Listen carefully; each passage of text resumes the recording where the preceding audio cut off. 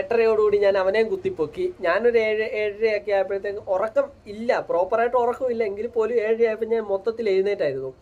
പിന്നെ 8:30 അവനെയും കുത്തിപ്പൊക്കി. ഞാൻ ബ്രഷും കാര്യങ്ങളൊക്കെ ചെയ്ത് കുളിക്കാൻ നിന്നില്ല, നേരെ പോയി പത്തനാപുരത്തോട്ട് വണ്ടി എടുത്തപ്പോഴത്തേക്ക് നല്ല മഴ, ഒരു രക്ഷയില്ലാത്ത മഴ. പിന്നെ ഞാൻ അവിടെ കടയിൽ വീണ്ടും കയറി നിന്ന് കുറച്ച് നേരം സമയം പോയി. അങ്ങനെ ഏറ്റവും അവസാനം 10:30 നമ്മൾ പത്തനാപുരം ഷോറൂമിൽ എത്തുന്നത്.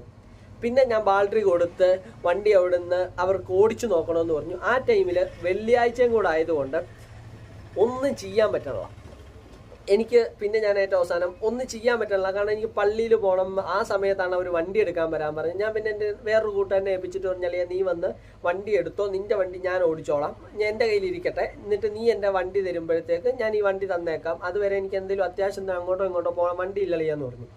അങ്ങനെ അവൻ്റെ വണ്ടി എടുത്ത് അവൻ്റെ വണ്ടിയിലായിരുന്നു ഞാൻ പള്ളി